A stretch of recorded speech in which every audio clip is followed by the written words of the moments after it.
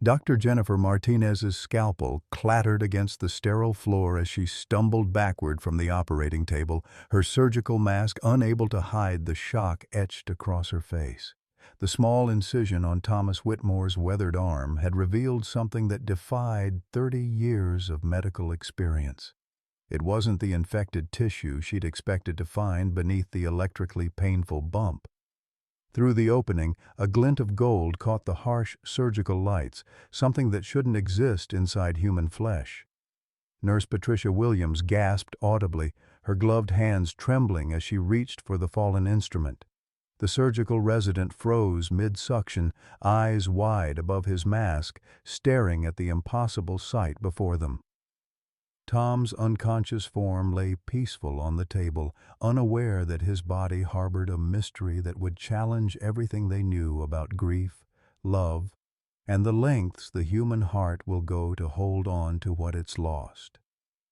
"Get Dr. Chen in here," Martinez whispered, her voice barely steady, "and prepare the micro-extraction kit." What they'd discovered defied medical explanation, and would soon tear apart everything Tom thought he knew about his late wife's final gift. Leave a like and share your thoughts in the comments along with the city you're watching from now. Let's continue with the story. 6 months earlier, Thomas "Tom" Whitmore had been a different man. At 67, the retired history teacher from Duluth still carried himself with the straight-backed posture of his Marine days, though his weathered hands now trembled slightly when he thought no one was looking. The modest ranch house on Maple Street had grown too quiet since Margaret's funeral, each room echoing with 43 years of shared memories that now felt more like ghosts. Every morning began the same way. 2 cups of coffee, black, just like Margaret used to make them. Tom would sit at their kitchen table, staring at the empty chair across from him, waiting for muscle memory to catch up with reality. The second cup always grew cold. "Force of habit," he'd mutter to the silence, though some days he swore he could still hear Margaret's gentle laugh floating through the house. Margaret had been his anchor since high school sweethearts became newlyweds in 1978. She'd stood by him through his deployment in Lebanon, celebrated every small victory in his teaching career, and held his hand through his father's long battle with cancer. When Alzheimer's began stealing her memories piece by piece, Tom had cared for her with the devotion of a man who'd meant every word of his wedding vows.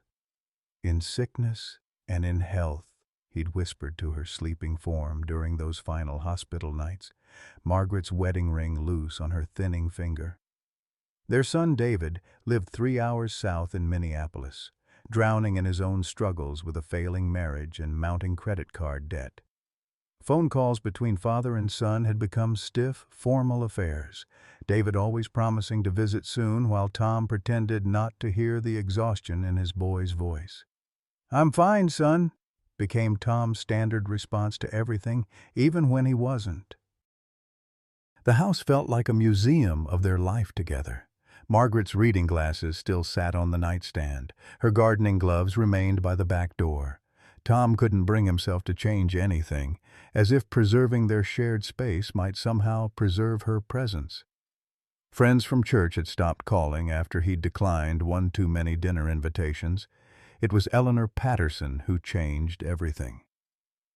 The 78-year-old neighbor had lost her husband just 2 years prior and understood the particular loneliness that comes with outliving your best friend. She'd appeared at Tom's door one October morning with a plate of homemade cookies and a simple request.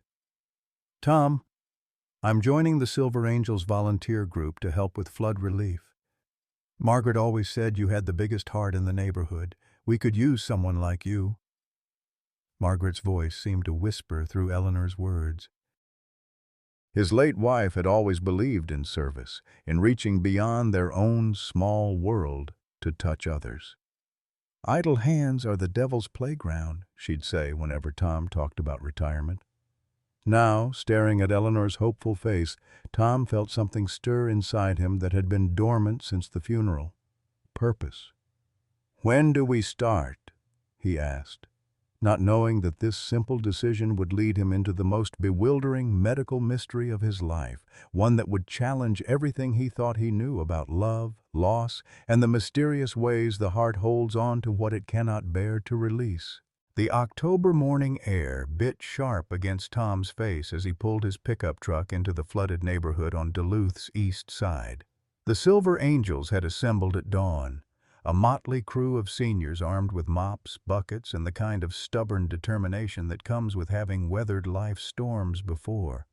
Eleanor sat beside him in the passenger seat, her silver hair pinned back with the same no-nonsense efficiency she'd brought to 40 years of nursing. "Would you look at that?" Eleanor whispered as they surveyed the damage. The Riverside Senior Living Complex stood like a wounded giant, its first-floor windows dark with mud streaks and water damage. Elderly residents huddled on the front steps with plastic bags containing their salvaged belongings, their faces carrying the hollow look of people who'd lost more than just furniture. Tom's chest tightened as he watched an old man clutch a waterlogged photo to his chest. The scene triggered memories of his own father's final days, when illness had stripped away everything except the love of family. "Margaret always said, 'Disasters bring out either the best or worst in people,'" he murmured, grabbing his work gloves from the dashboard. The Silver Angels coordinator, an energetic 70-year-old named Betty Morrison, gathered the volunteers in a circle. "Folks, these people have lost everything at ground level. We're here to show them they haven't lost their community." Her voice carried the authority of someone who'd organized church potlucks and school fundraisers for decades. "Remember, we're not just cleaning houses, we're restoring hope." Tom found himself assigned to apartment 1B, where Mrs. Rosa Valdez sat crying over a pile of ruined family photographs. At 82, she'd lived through more than her share of hardships, but this flood had hit her where it hurt most: her memories. The murky water had destroyed 40 years of family photos, including the only picture she had of her late husband's military service. "I can't even remember what his face looked like in uniform anymore," she sobbed, holding up a photo that had dissolved into an unrecognizable blur of colors. Tom knelt beside her, his knees protesting against the wet concrete, and gently took her weathered hands in his. "Ma'am, let me tell you something about memories," he said, his voice carrying the gentle authority of 4 decades in the classroom. "The most important ones aren't kept in photographs. They're kept in here." He touched his chest. "And water can't wash those away." As the day progressed, Tom threw himself into the physical labor with an intensity that surprised even him.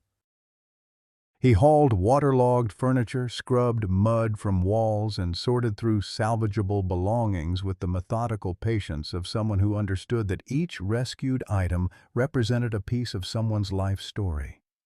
The work felt good, purposeful in a way that his empty days at home never did. It was while helping Mrs. Valdez move her heavy mahogany dresser that everything changed. The antique piece had been her grandmother's, one of the few items that had survived the journey from Mexico 70 years ago. Tom and Eleanor worked together to lift it, navigating around broken glass and debris scattered across the floor.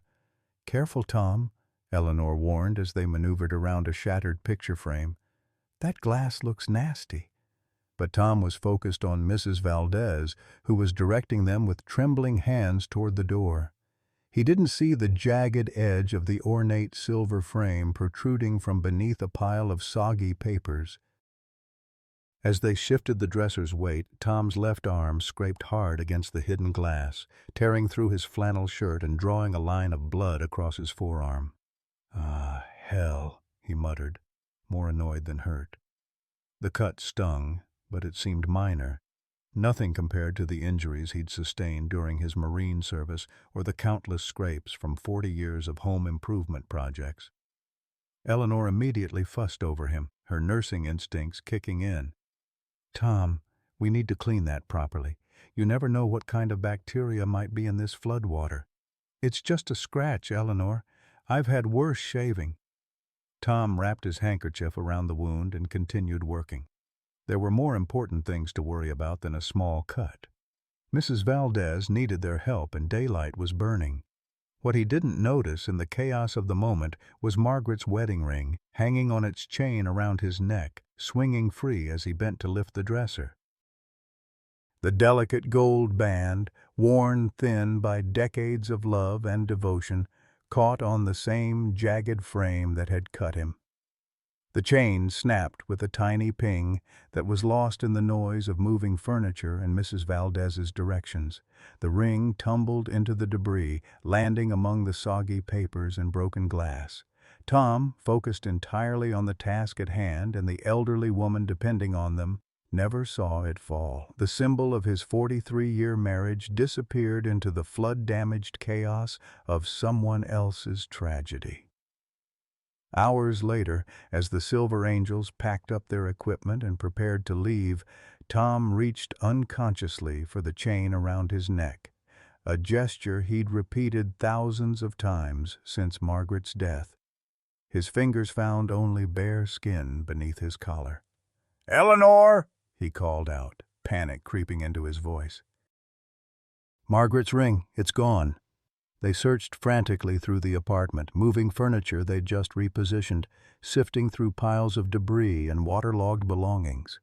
Other volunteers joined the hunt, understanding without explanation why finding a simple gold band had become the most important task of the day. But the ring had vanished, swallowed by the chaos of flood damage and restoration efforts. As the sun set over the damaged neighborhood, Tom stood in Mrs. Valdez's doorway, his bandaged arm throbbing and his heart heavy with a loss that felt almost as devastating as Margaret's death itself. The ring had been his last physical connection to their life together, and now it was gone, lost, while he was trying to help someone else rebuild their life. "I'm sorry, Tom," Eleanor said softly, her hand on his shoulder. "We'll come back tomorrow and keep looking." But Tom knew it was hopeless. The ring was gone, lost somewhere in the flood's aftermath, and with it went the last tangible piece of his marriage. As he drove home through the gathering darkness, he pressed his hand against the small bandage on his arm, unaware that Margaret's final gift to him was closer than he could ever imagine. 3 weeks after the flood cleanup, Tom noticed the bump while shaving. It started as nothing more than a small raised area on his left forearm, where the picture frame had cut him, barely visible beneath the coarse gray hair that had grown back over the healing wound. He ran his thumb across it absently, the way a person might worry a loose tooth, and felt a strange tingling sensation that reminded him of touching a low-voltage electric fence. "Probably just scar tissue," he told his reflection in the bathroom mirror, the same mirror where Margaret used to stand beside him every morning, brushing her teeth while he shaved.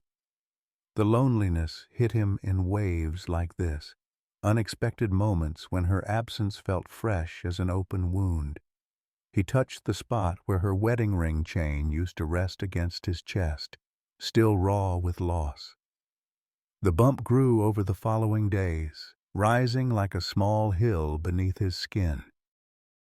More concerning was the electrical sensation that accompanied any pressure against it. Not pain exactly, but something that made his entire arm tingle with an uncomfortable energy that shot straight to his shoulder.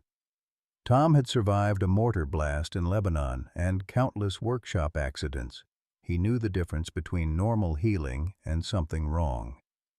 David's monthly phone call came on a Tuesday evening, the same stilted conversation they'd been having since Margaret's funeral.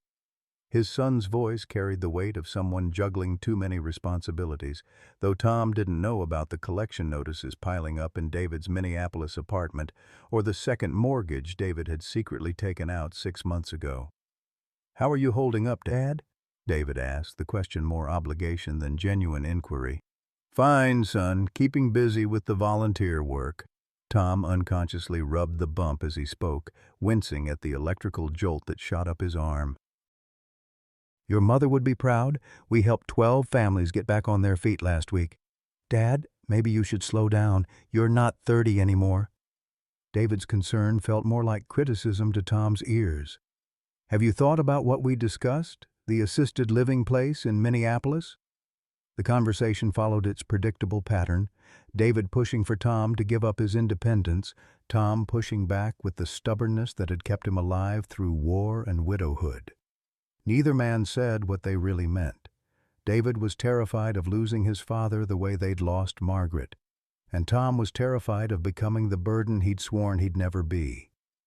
"I'm not ready for the rocking chair, son," Tom said, using the phrase that had become his standard deflection. "Your mother didn't raise a quitter."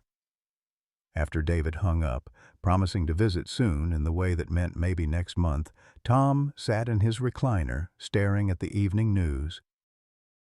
The bump on his arm throbbed with increasing intensity, sending little lightning bolts of sensation up to his shoulder. He'd survived worse, he told himself. Marines don't run to the doctor for every little ache and pain, but as the days passed, the electrical sensation grew stronger. It felt like someone had wired his arm to a car battery that randomly decided to pulse current through his nervous system. The bump itself had grown to the size of a golf ball, hard and warm to the touch, with an odd discoloration that made the surrounding skin look almost bruised. Sleep became elusive. The electrical jolts would wake him at random intervals, leaving him staring at the ceiling in the pre-dawn darkness, listening to the house settle around him. During these sleepless hours, he'd find himself talking to Margaret's photograph on the nightstand, sharing concerns he couldn't voice to the living. "Something's not right, sweetheart," he whispered to her smiling image one particularly difficult night. "But I don't want to worry David. He's got enough on his plate." Eleanor noticed the change during their Thursday morning coffee ritual. They'd developed the habit after the flood cleanup, meeting at Moody's Diner downtown to plan the week's volunteer activities. Eleanor had lost her husband Harold 2 years prior and understood the particular challenge of filling days that once had built-in purpose. "Tom, you keep favoring that left arm," she observed, her nurse's training still sharp after 20 years of retirement, "and you look like you haven't slept in a week." Tom attempted his usual deflection. "Just pulled something moving furniture. Nothing a little aspirin won't fix." But Eleanor had raised 4 children and buried 1 husband. She knew when someone was hiding pain. "Thomas Whitmore, I've seen that look before." Harold had the same stubborn expression when he was trying to convince me his chest pains were just heartburn. The mention of Harold's heart attack, which had taken him suddenly on a Tuesday morning while reading the newspaper, hung heavy between them. Eleanor reached across the table and gently touched Tom's bandaged forearm. He flinched involuntarily as another electrical jolt shot through his system. "That's not normal, Tom." Her voice carried the authority of someone who'd spent decades distinguishing between real medical concerns and hypochondriac fears. "You took care of me during the flood cleanup. Now let me take care of you." Tom's resistance crumbled under her steady gaze. Margaret had looked at him the same way when she was trying to talk sense into him, patient but unyielding, like water wearing down stone. "It's probably nothing, Eleanor." "At my age, everything hurts somewhere." "At our age, probably nothing is exactly when you need to see a doctor," Eleanor replied firmly. "Harold always said the same thing. Probably nothing, right up until the paramedics were working on him in our living room." The weight of her words settled over Tom like a familiar blanket of dread. He'd watched Margaret's health decline in stages, each doctor's visit revealing another piece of bad news, another treatment that might buy them more time. The medical system had become a maze of co-pays and specialists and procedures that never quite delivered the miracles they promised. "I can't afford another medical crisis, Eleanor. The funeral expenses, Margaret's final treatments. I'm barely keeping my head above water as it is." The admission felt like failure, acknowledging financial vulnerability in a country where healthcare costs could bankrupt even the careful savers. Eleanor's expression softened with understanding. She'd navigated the same treacherous waters after Harold's death, choosing between prescription medications and grocery money more often than she cared to admit. Tom, ignoring it won't make it cheaper, and some things can't wait for a better financial situation. That evening, alone in his kitchen, with another untouched second cup of coffee growing cold, Tom finally made the call to schedule an appointment with Dr. Sarah Chen at the community clinic. As he hung up the phone, the bump on his arm pulsed with another electrical jolt, as if responding to his decision with approval or warning. The Mayo Clinic's gleaming corridors felt like a cathedral of modern medicine, all polished floors and hushed voices that spoke of serious business conducted within these walls. Tom walked beside David through the maze of departments, his son's presence both comforting and troubling. David had driven up from Minneapolis the night before, his face carrying the haggard look of a man juggling too many crises at once. "Dad, I need to tell you something," David said as they waited in the pre-surgical consultation room. His hands fidgeted with his phone, a nervous habit Tom remembered from David's childhood. "I lost my job 3 months ago. The company downsized, and I haven't found anything steady yet." The confession hung in the sterile air between them. Tom felt his chest tighten, not with anger, but with the familiar ache of wanting to fix his child's problems, and knowing he no longer had the resources to do so. "Son, why didn't you tell me sooner?" "Because you were dealing with Mom's death and then this thing with your arm, and David's voice cracked slightly. "I didn't want to be another burden on your plate. I'm 35 years old, Dad. I should be taking care of you, not the other way around." Tom reached across the space between their chairs and gripped his son's shoulder with his good arm. "David, you're never a burden. You're my boy. That doesn't change when you turn 35 or 45 or 55. The electrical jolt from his injured arm punctuated his words, a reminder of why they were sitting in this expensive medical facility they could barely afford. Dr. Jennifer Martinez entered the room with the confident stride of someone accustomed to delivering both good and devastating news. At 48, she'd built a reputation as one of the Midwest's finest surgeons, though her compassionate bedside manner suggested she'd never forgotten that behind every medical case was a human story. "Mr. Whitmore, I've reviewed Dr. Chen's files and the imaging studies. What we're looking at is quite unusual." She pulled up the X-rays on a computer screen, pointing to a dense white spot embedded in the soft tissue of Tom's arm. "This foreign object appears to be metallic, roughly circular, and it's positioned very close to a cluster of nerve endings. That would explain the electrical sensations you've been experiencing." Tom stared at the screen, trying to make sense of the ghostly image of his own arm. Foreign object? Like what, a piece of glass from the cut? "That's what we initially thought, but the density suggests metal. Could be a fragment from the picture frame, though the shape is unusual." "Doctor." Martinez's tone remained professional, but Tom caught the slight hesitation that suggested she was as puzzled as they were. "The good news is that it appears encapsulated. Your body has essentially walled it off to prevent infection. The concerning part is the nerve involvement and the increasing size of the inflammatory response." David leaned forward, his financial anxieties temporarily forgotten in the face of his father's health crisis. "What does that mean for treatment options?" "We need to remove it surgically, soon." Dr. Martinez's directness was both reassuring and terrifying. "The inflammation is putting pressure on the nerve bundle, and if we wait much longer, you could be looking at permanent nerve damage or loss of function in that arm." The financial discussion that followed felt like another kind of surgery, painful, necessary, and potentially devastating. Even with Medicare, the specialized procedure would cost thousands out of pocket. Tom watched David's face as the numbers mounted, seeing his son calculate expenses against a bank account that was already stretched beyond its limits. "We'll figure it out, Dad," David said firmly, though Tom heard the tremor of uncertainty beneath his son's determination. "Maybe I can talk to the billing department about a payment plan." That evening, back in Tom's kitchen, father and son sat across from each other at the same table where Tom had eaten thousands of meals with Margaret.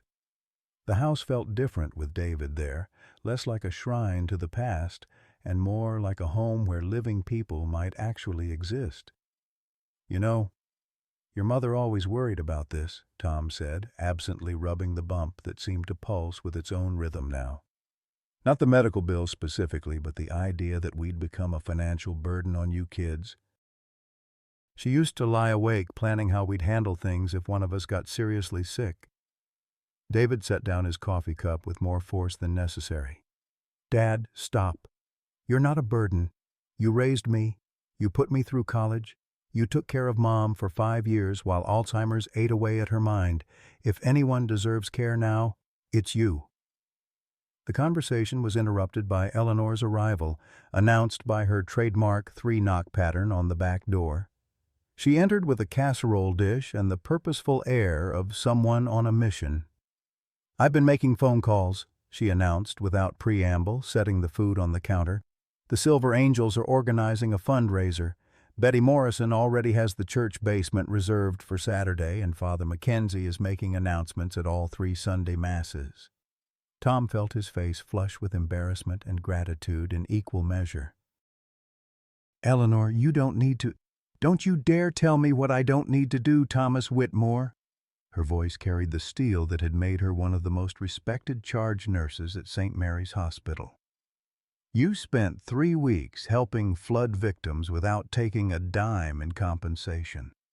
You held Mrs. Valdez while she cried over her ruined photos, and you carried furniture for people who couldn't lift a coffee cup. This community owes you." David watched this exchange with growing amazement. In the months since his mother's death, he'd worried that his father was disappearing into isolation and depression. But here was evidence of a whole network of relationships, of people who cared enough about Tom to organize fundraisers and argue with him about accepting help. "How much are we talking about raising?" David asked practically. Eleanor's expression grew serious. "Betty thinks we can raise maybe $5,000–6,000. I know it's not enough for the full amount, but it's a start." The gap between community generosity and medical reality yawned before them like a chasm.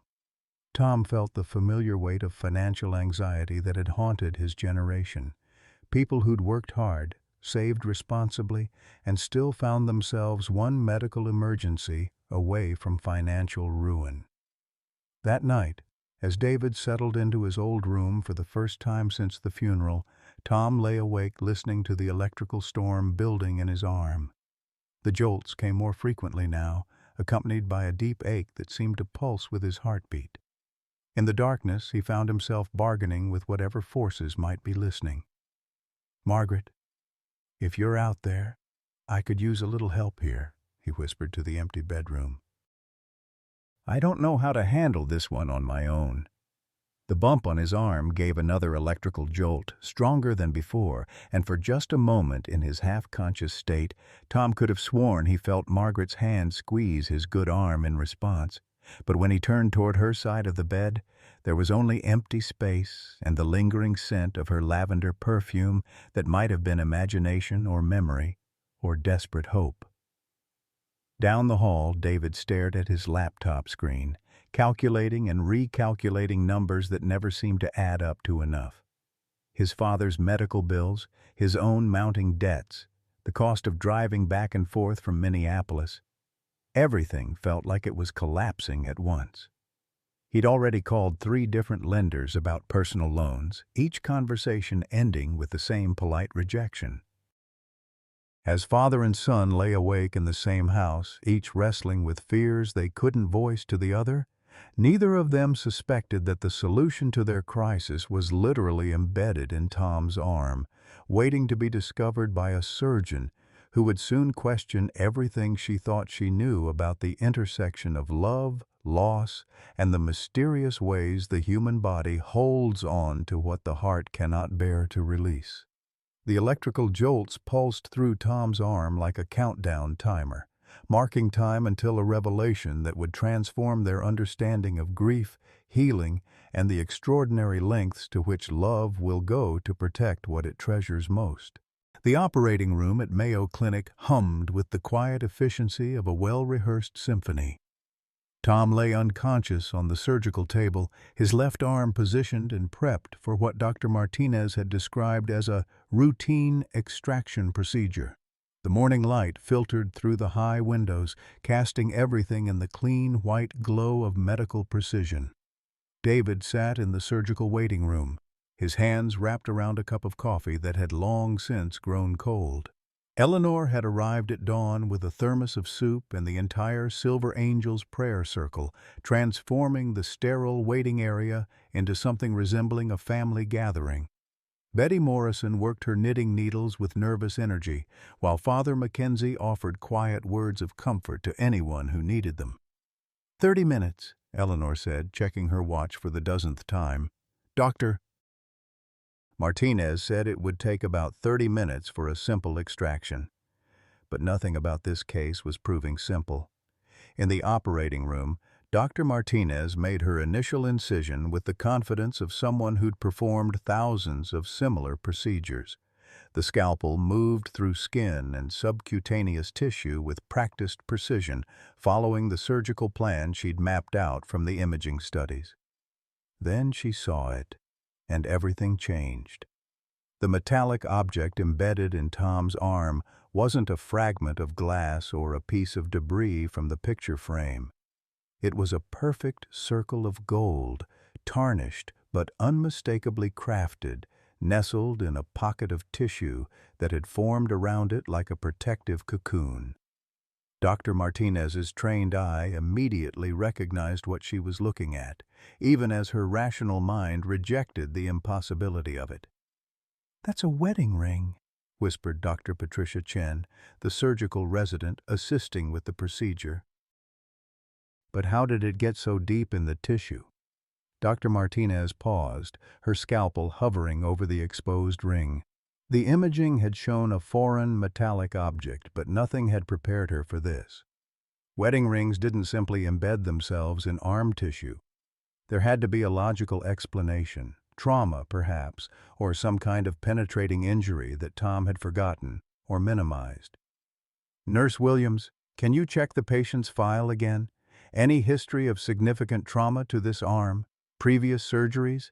Anything that might explain how jewelry ended up this deep in the muscle tissue?" Nurse Williams flipped through Tom's chart with increasing bewilderment. "Nothing, doctor. Just the recent cut from flood cleanup activities.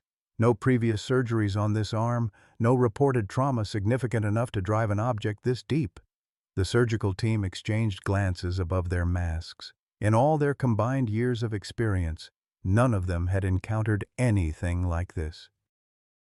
The ring sat nestled in what appeared to be healthy tissue, surrounded by a capsule of scar tissue that suggested it had been there for weeks, not the few days since Tom's accident.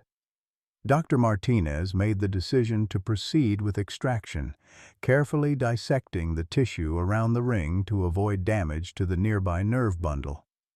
As she worked, she noticed something else unusual.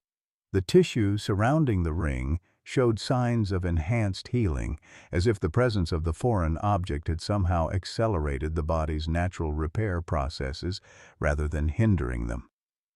"This is remarkable," she murmured, more to herself than to the surgical team. "The tissue integration is unlike anything I've seen. It's almost as if the body welcomed this object rather than rejecting it. The extraction required delicate work." The ring had somehow become partially integrated with the surrounding muscle fibers, not through infection or inflammation, but through what appeared to be natural tissue growth. Dr. Martinez had to carefully separate organic from inorganic material, preserving both the nerve function and the integrity of the ring itself. As she finally freed the wedding band from its tissue cocoon, Something caught the surgical lights, an inscription on the inner band, worn but still legible. Dr. Martinez paused to read it aloud. Tom Margaret, forever, 1978. The operating room fell silent except for the steady beep of monitoring equipment. Nurse Williams broke the silence first. "Doctor, this is his wife's ring, but according to the intake form, she passed away 8 months ago." Dr. Martinez felt a chill that had nothing to do with the air conditioning. She'd seen many strange things in her surgical career, but this challenged her understanding of both medicine and physics. How does a dead woman's wedding ring end up growing inside her husband's arm tissue after a minor cut from flood cleanup? "Let's focus on completing the procedure," she said, though her mind raced with questions that had no ready answers. "We can figure out the how and why after we've ensured the patient's safety." The extraction continued, revealing more mysteries with each careful cut. The ring had been positioned in what should have been an impossible location, too deep for accidental insertion, too integrated for recent placement, yet the timeline made no medical sense. The surrounding tissue showed no signs of trauma severe enough to drive an object that deep, no infection patterns that would explain the inflammation, no foreign body response that typically accompanied embedded objects. As Dr. Martinez placed the ring in a sterile container, she noticed her hands were trembling slightly. The object seemed to pulse with warmth that had nothing to do with body temperature, though she knew that was impossible. Gold didn't generate heat. Dead wives didn't embed their jewelry in their husbands' arms through mysterious means. "Dr. Martinez?" Dr. Chen's voice carried a note of concern. "The patient's vitals are fluctuating, heart rates climbing, blood pressures dropping." Tom's unconscious form began to show signs of distress on the monitors. His body seemed to be responding to the ring's removal with something approaching medical crisis, as if the foreign object had become essential to his physiological stability rather than threatening it. "Increase the fluid resuscitation," Dr. Martinez ordered, her surgical confidence shaken for the first time in years. "And get me a cardiac consult. Something's not right here." The monitors continued their alarming chorus as Tom's vital signs swung wildly between normal and dangerous. His heart rate spiked to 120, then dropped to 45, then climbed again as if his cardiovascular system couldn't decide how to function without the ring's mysterious presence.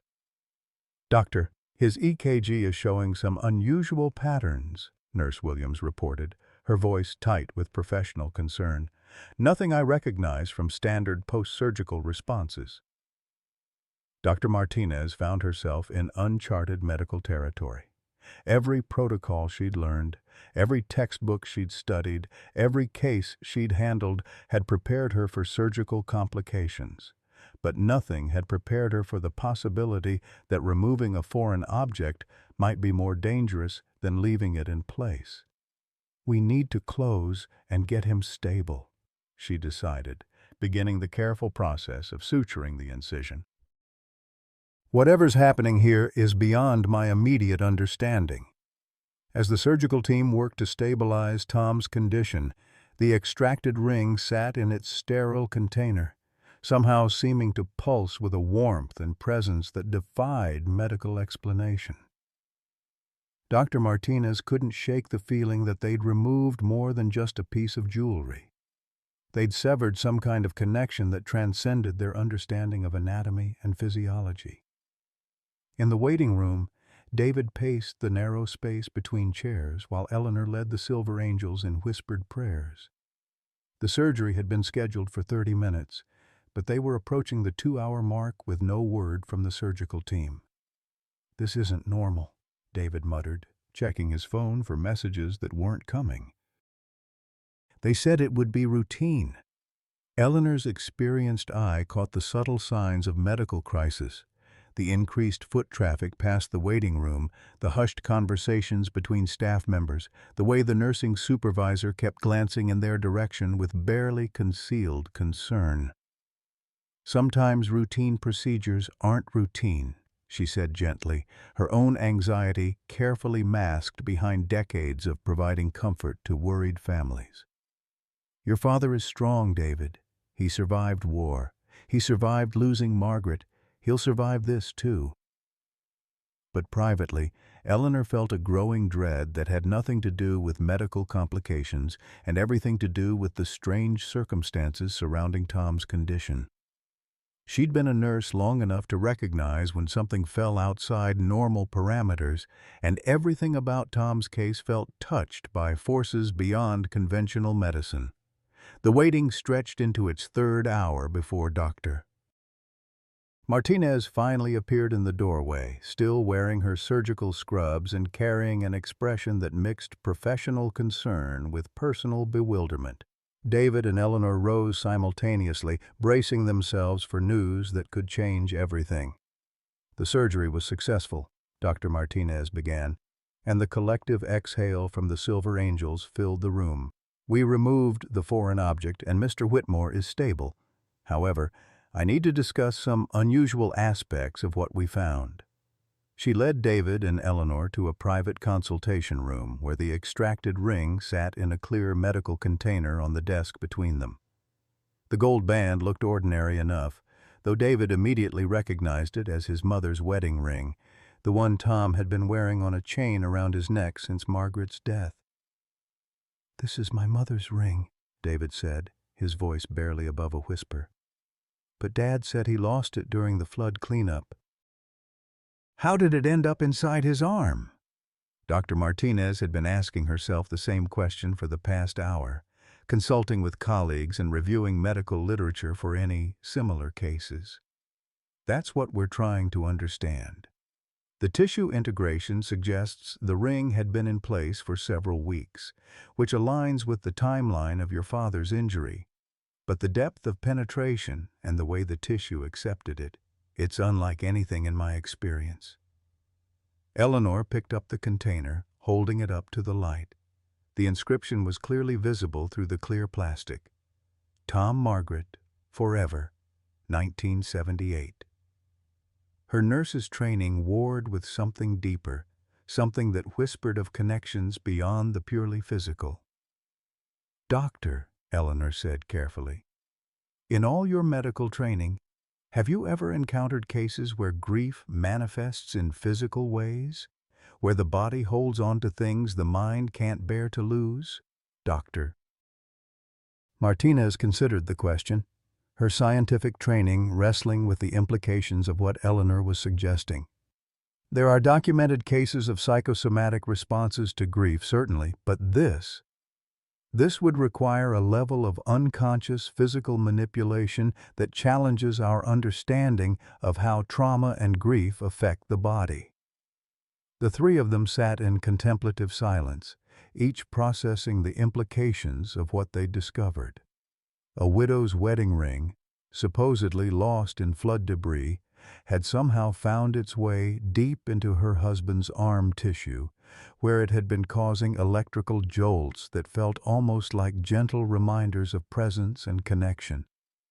"Can I see him?" David asked finally. "He's still under anesthesia, but yes. Room 314.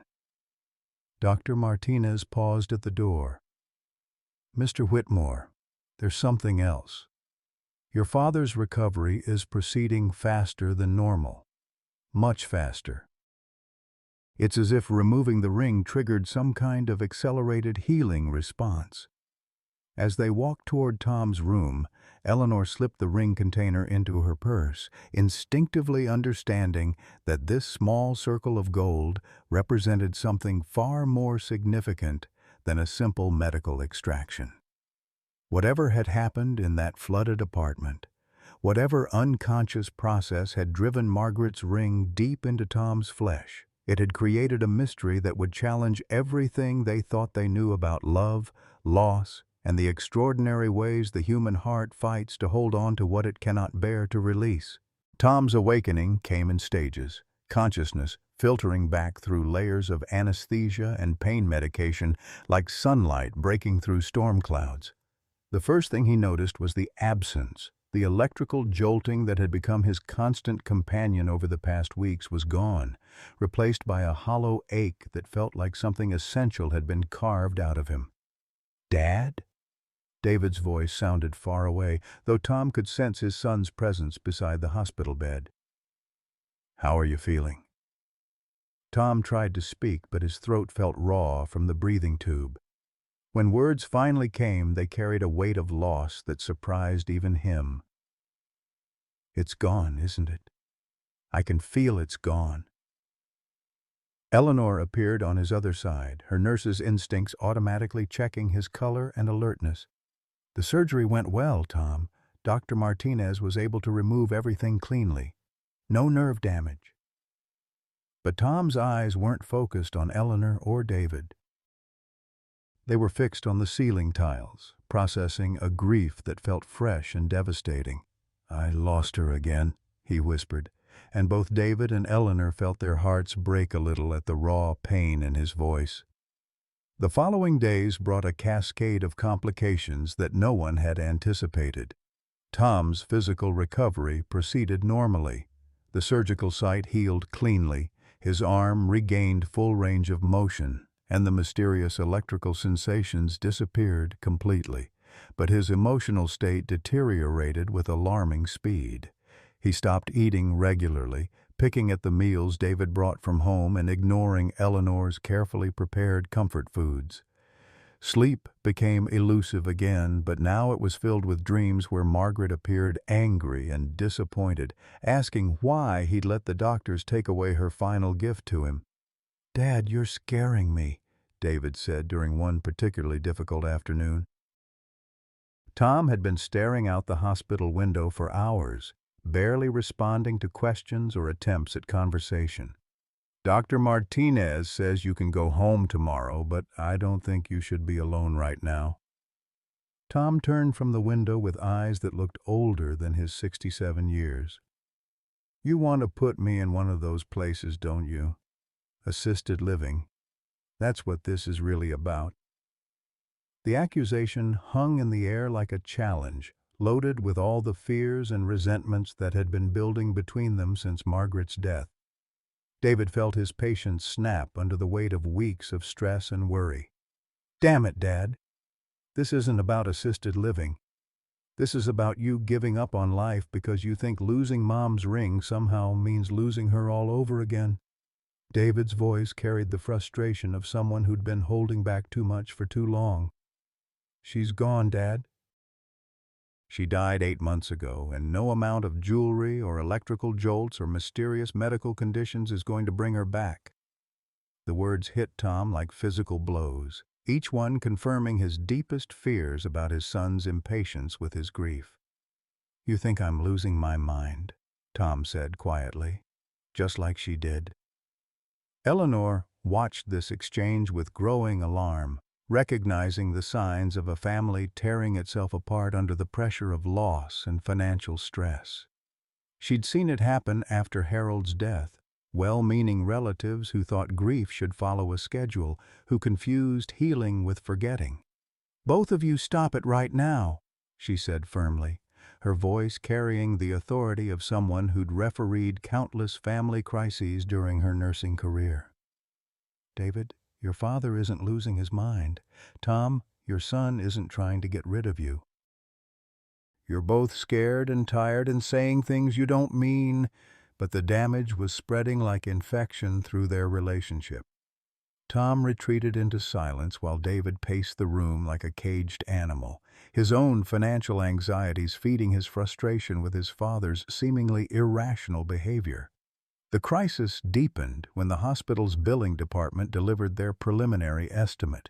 Even with insurance, Tom's out-of-pocket expenses would exceed $15,000, money he didn't have, money that would require selling the house or depleting the modest savings he'd planned to leave David as inheritance. "This is insane!" David exploded after reviewing the paperwork. $15,000 to remove a piece of jewelry that somehow got stuck in your arm? How does that even happen? And why won't you explain how Mom's ring ended up there in the first place? Tom's silence only fueled David's frustration. The truth was, Tom couldn't explain it because he didn't remember. The flood cleanup, the accident with the picture frame, the moment Margaret's ring had somehow found its way into his wounded arm. It was all a blur of grief and exhaustion and the kind of emotional overload that comes with losing your life partner. "Maybe I am losing my mind," Tom said finally, his voice breaking. "Maybe that's what happens when you outlive the only person who ever really knew you. Maybe crazy is all I have left." Eleanor felt tears sting her eyes as she watched two men she'd grown to love destroy each other with words born from fear and financial desperation. The Silver Angels fundraiser had raised $8,000, a remarkable show of community support that still fell far short of what was needed.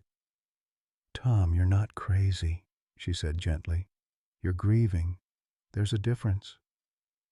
But Tom wasn't listening anymore. He'd turned back to the window, watching the Minnesota landscape blur past in the autumn rain. In his mind, he was reliving the moment at Mrs. Valdez's apartment, trying to piece together memories that felt fragmented and incomplete. The hospital social worker arrived that evening with forms for financial assistance and payment plans, transforming Tom's medical crisis into a bureaucratic nightmare of paperwork and means testing. David found himself explaining his father's fixed income, his own unemployment, the family's modest assets that would need to be liquidated to cover medical expenses. "We see this all the time," the social worker said with practiced sympathy. "Healthcare costs can be overwhelming for seniors on fixed incomes, but there are options. Those options, however, all seem to involve either poverty or prolonged debt that would shadow the remainder of Tom's life." As night fell over the hospital, father and son sat in silence on opposite sides of a growing chasm of resentment and financial reality, each man trapped in his own version of despair. Tom stared at his bandaged arm, missing the electrical jolts that had at least made him feel connected to something beyond his own loneliness. David stared at his phone, calculating expenses against resources that would never be enough. Neither of them noticed Eleanor in the hallway, holding Margaret's extracted ring in its medical container, her face set with the determination of someone who'd spent a lifetime solving problems that seemed impossible until someone bothered to look at them from a different angle. Eleanor Patterson had spent 78 years learning to read between the lines of human behavior, and something about Tom's story wasn't adding up. That evening, while Tom slept fitfully in his hospital bed and David dozed in the uncomfortable visitor's chair, she sat in the hospital cafeteria with Margaret's wedding ring, turning the small container over in her weathered hands. The inscription caught the fluorescent light. "Tom Margaret, forever, 1978. 45 years of marriage reduced to a few words on a circle of gold that had somehow found its way inside Tom's arm. Eleanor had been present during the flood cleanup, had seen Tom cut himself on the picture frame, had watched him search frantically for the ring afterward. But there was something about that day, something she'd witnessed but hadn't fully understood until now. She closed her eyes and let her memory drift back to Mrs. Valdez's flooded apartment, to the moment when everything had changed. Tom had been helping move the heavy dresser, his face etched with the concentrated effort of a man trying to prove he still had strength to offer. Eleanor remembered the cut, the blood, Tom's dismissive reaction to what he'd called just a scratch. But there had been something else. A moment when Tom had pressed his hand against the wound, his eyes distant and unfocused, as if he wasn't entirely present in his own body. Eleanor had attributed it to pain or shock, but now she wondered if there had been something more deliberate about the gesture.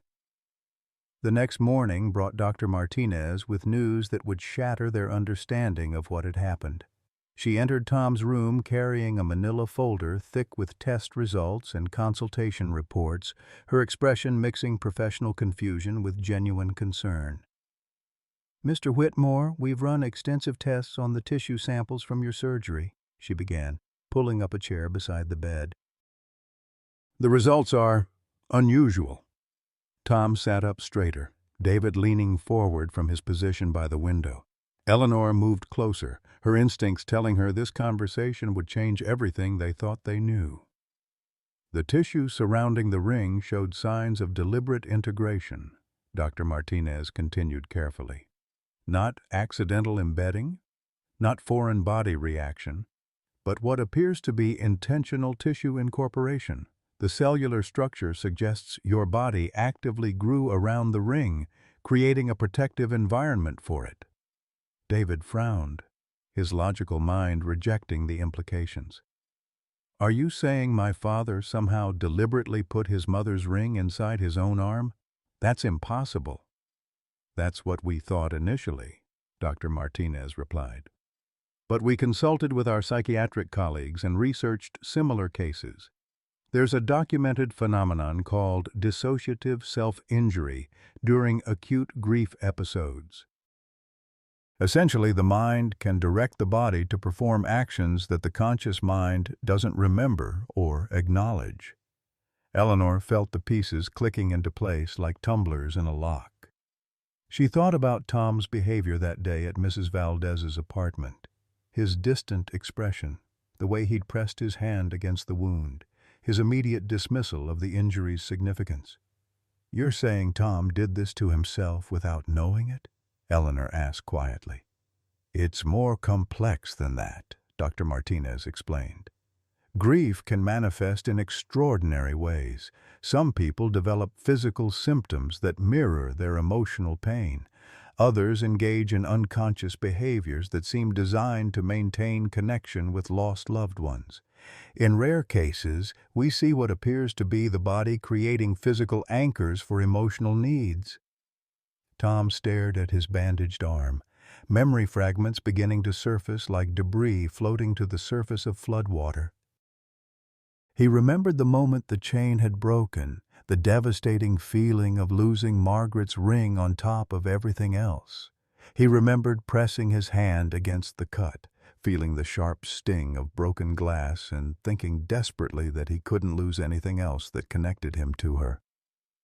I remember, he said slowly, his voice barely above a whisper. I remember thinking I couldn't let it go, that if I lost the ring I'd lose the last piece of her I had left.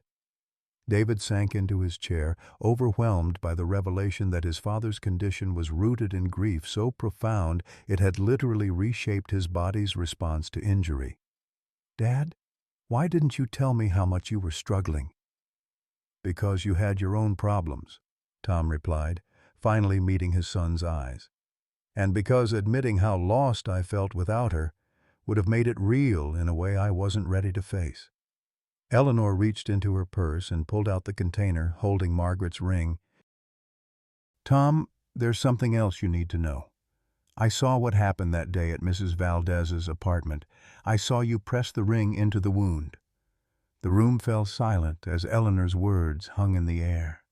Tom's face went pale as the memory came flooding back with startling clarity. The desperate moment when grief had overwhelmed rational thought, when the fear of losing Margaret's ring had driven him to literally press it into his flesh. I thought you were doing some kind of ritual, Eleanor continued, her voice gentle but honest. Something private and personal that I shouldn't interfere with. I never imagined you didn't remember doing it. Dr. Martinez nodded slowly, pieces of the medical puzzle finally forming a coherent picture. This explains the tissue integration pattern and the lack of typical foreign body response. Your unconscious mind directed your body to preserve something it couldn't bear to lose, even at the cost of physical trauma. Tom looked at his hands, imagining them performing actions his conscious mind couldn't recall. The idea that his grief had been so overwhelming it had literally reshaped his body's healing response was both terrifying and strangely comforting. At least his desperate need to hold on to Margaret had been real, even if his memory of it had been lost. "What happens now?" David asked, his anger replaced by a deep sadness for his father's pain and his own failure to recognize its severity. "Now we heal," Dr. Martinez said simply. "Both the surgical site and the underlying grief that caused this situation. I'm recommending counseling for the psychological aspects, and I want to see you back in 2 weeks to check the surgical healing." As the doctor left, the three of them sat together in the afternoon light filtering through the hospital window. Tom held the container with Margaret's ring, feeling its weight in his palm, heavier than he remembered, as if it now carried the full weight of what it had taken to keep it close to his heart. "I'm sorry, son," Tom said to David, "for putting you through this, for not being honest about how much I was struggling, for making you worry about your old man when you've got your own battles to fight." David moved to sit on the edge of the hospital bed, carefully avoiding his father's bandaged arm. "Dad, we're family. We're supposed to worry about each other. That's what Mom would have wanted." The mention of Margaret's wishes hung between them like a bridge, connecting them across the gulf that grief and fear had created. Eleanor smiled, recognizing the moment when a family begins to heal itself by choosing honesty over pride, connection over independence. 6 months later, Tom Whitmore stood in the gymnasium of St. Margaret's Catholic Church, a name that no longer felt like cruel irony but rather like gentle providence, watching the Silver Angels prepare for their largest volunteer safety training session to date. The Margaret Whitmore Memorial Fund for Volunteer Safety banner hung above the basketball hoop, its cheerful blue lettering a testament to how tragedy could transform into purpose when community chose hope over despair. "Dad, the Channel 8 news crew just pulled up," David called from the doorway, his voice carrying excitement rather than the anxiety that had characterized their conversations for so many months. David looked different now, healthier, more confident, wearing the purposeful expression of someone who'd found meaningful work coordinating volunteer safety programs for 3 counties across northern Minnesota. Tom smoothed his flannel shirt and touched the small scar on his left arm, a habit he'd developed since the surgery. The ring now rested safely in a shadow box in his living room, displayed alongside Margaret's photograph and a small plaque that read, "Love finds a way to stay close." Dr. Martinez had suggested the display as part of his healing process, a way to honor both Margaret's memory and his own journey through grief. "Channel 8 wants to do a follow-up story," Eleanor said, approaching with her characteristic brisk efficiency. At 78, she'd become the unofficial coordinator of the safety program, her nursing background invaluable in developing protocols that protected senior volunteers without patronizing them. Something about the impact of the fund 6 months later, the impact had been remarkable. The Margaret Whitmore Memorial Fund had grown from the Silver Angels' initial $8,000 fundraiser into a statewide initiative that provided safety equipment, training, and emergency medical coverage for senior volunteers. Tom's story, carefully edited to focus on the importance of volunteer safety rather than the more mysterious aspects of his medical case, had resonated with communities across the Midwest. "I never thought I'd be comfortable on television," Tom admitted, straightening his tie. "Margaret always said I had a face made for radio." Eleanor laughed, the sound carrying the warmth of friendship that had deepened through shared purpose. "Margaret would be proud of what you've accomplished, Tom. Not just the fund, but the way you've turned your pain into protection for others." The transformation in Tom's life had been gradual but profound. The grief counseling Dr. Martinez had recommended proved invaluable, helping him understand that loving Margaret didn't require keeping her memory locked away like a shrine. Instead, he'd learned to honor her by embodying the values she'd cherished: service, community, and the belief that everyone deserved care and dignity regardless of their age or circumstances. David's career change had surprised everyone, including himself. The corporate marketing job he'd lost had paid well but left him feeling empty and disconnected. His new position with the Minnesota Department of Health, coordinating volunteer safety initiatives, paid less but provided the kind of meaningful work that made him eager to get out of bed each morning. "You know what the best part is?" David said as they watched volunteers of all ages practice proper lifting techniques and emergency response procedures. "I get to work with Dad now instead of worrying about him from 3 hours away." The financial crisis that had seemed insurmountable 6 months earlier had resolved in ways none of them could have predicted. The fundraising efforts had not only covered Tom's medical expenses, but generated enough additional support to establish the memorial fund. More importantly, the community attention had prompted Medicare to expand coverage for volunteer-related injuries, ensuring that future Tom Whitmores wouldn't face the same impossible choice between health and financial stability. Mrs. Rosa Valdez appeared at Tom's elbow, her face beaming with the satisfaction of someone who'd found renewed purpose. At 82, she'd become one of the program's most enthusiastic participants, her flood-damaged apartment now serving as a training site where volunteers learned to identify hazards before they became injuries. "Mr. Tom, the people from the television want to interview you now," she said in lightly accented English. "They want to know about the safety equipment donations." Tom nodded, touching his arm scar once more, a gesture that had evolved from unconscious worry into conscious gratitude. The interview would focus on the practical aspects of the program. The cut-resistant gloves, now standard for all Silver Angels volunteers, the first aid training that had already prevented several serious injuries, the emergency fund that ensured no volunteer would face financial ruin for trying to help their community. But Tom knew the real story was more complex and more beautiful than any news segment could capture. It was about a widower who'd learned that grief didn't have to be a prison, that love could be honored through service rather than hoarded through isolation. It was about a son who'd discovered that caring for aging parents didn't mean taking away their autonomy, but rather supporting their continued contribution to the world. As the news crew set up their equipment, Tom caught sight of David helping an elderly volunteer practice proper lifting technique, his patient instruction reminiscent of the way Margaret used to help their grandchildren with homework. 3 generations of caring continuing the cycle that Margaret had started with her insistence that idle hands were the devil's playground. "Ready, Mr. Whitmore?" the reporter asked, adjusting her microphone.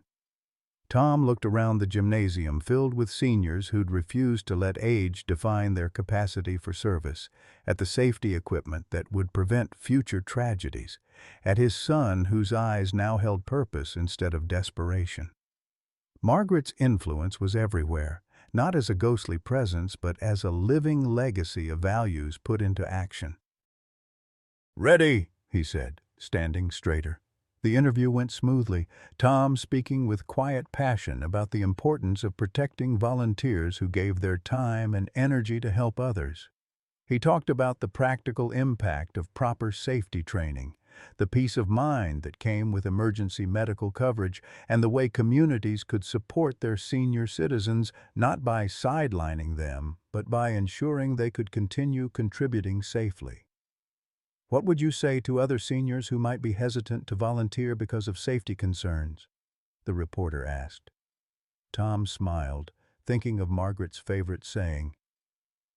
"My late wife always told me that life isn't about avoiding risks. It's about taking the right risks for the right reasons." We've just made sure that helping your neighbor doesn't have to be a choice between service and safety. As the news crew packed up their equipment, Tom felt a deep contentment that had nothing to do with media attention and everything to do with purpose rediscovered. Margaret's ring sat safely in its shadow box at home, but her real legacy lived in the dozens of volunteers who could now serve their communities without fear of financial catastrophe. "At my age, every sunrise is a bonus," he told David as they walked to the parking lot together. But every chance to make someone else's life a little better? That's what makes the sunrise worth seeing. David smiled, understanding finally that his father didn't need to be rescued from his life. He needed to be supported in living it fully, safely, and with the dignity that comes from continued purpose. Margaret's greatest gift hadn't been the ring that had caused so much confusion and pain. It had been the values she'd instilled in both men, values that would continue long after the last electrical jolt had faded from memory. Tom's story reminds us that our greatest years don't end at retirement. They transform. Like so many of us who've loved deeply and lost profoundly, Tom discovered that grief isn't something to overcome, but something to honor through continued purpose. When Medicare falls short and adult children worry about our independence, when empty houses echo with memories and morning coffee tastes different without our life partner, we face a choice: retreat into isolation or channel our pain into service that honors those we've lost. Tom's journey from devastating loss to community leadership proves that our scars, both visible and invisible, can become sources of strength rather than shame. The Silver Angels didn't just help flood victims. They created a network where seniors support seniors, where experience becomes wisdom in action, where at my age becomes because of my age, I know how to help. Margaret's ring found its way to Tom's heart through the most mysterious path imaginable, but her real gift was teaching him that love doesn't end with death. It multiplies through service. Every volunteer hour, every life touched, every safety protocol that prevents another family's financial crisis carries forward the love we thought we'd lost forever. Have you found ways to honor a lost loved one through service to others? What's stopping you from turning your life experience into community impact?